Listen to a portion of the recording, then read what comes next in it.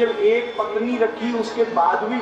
ऐसे ऐसे लोग थे उस समय भी जिन्होंने श्री जानकी के विषय में कुछ न कुछ कह करके और महाराज उनको भी राज्य से जो है वन की ओर भिजवा दिया। हालांकि वो इतना बड़ा इशू नहीं है। मैं अभी कुछ दिन पहले लिख रहा था इस पे, एक महापुरुष की कृपा से मुझे अनुभूति प्राप्त हुई, इस पर लिखा था मैंने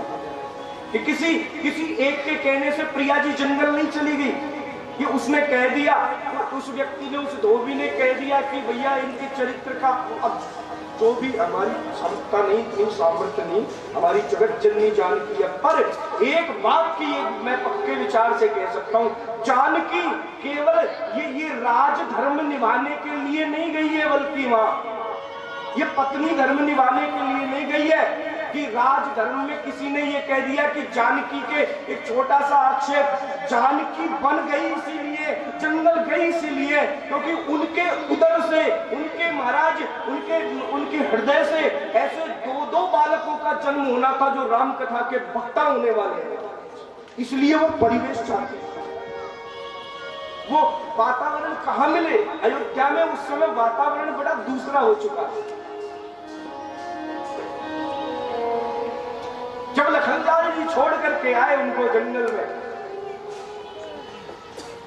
तब विचार कर रही है,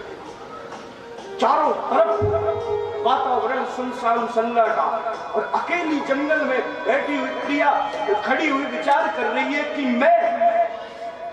जनक सुता चक्रवर्ती सम्राट दशरथ की पुत्र वधू,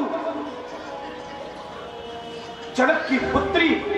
जब मैं प्यासी होती थी तो हजारों पात्रों को लेकर के दासियां मेरे सामने जल लेकर के उपस्थित हो जाती थी, भूखी होती थी तो महाराज स्वर्ण में पात्रों में मेरे लिए भोजन उपस्थित हो जाता था, चलती थी तो महाराज चलने पर मणिमाणिक्य के गलीचे बिक जाते थे। पर आज ये क्या हुआ?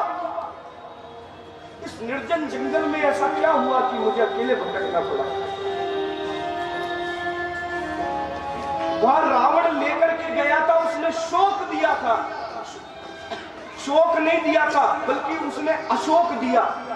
अशोक वाटिका में लेकर के, पर यहां शोक को धारण कर दिया।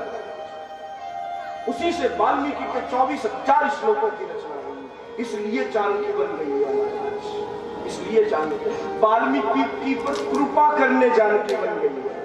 एक शब्द मत पकड़ लीजिए कि जानकी इसलिए कि किसी के कह देने भर से हो गया।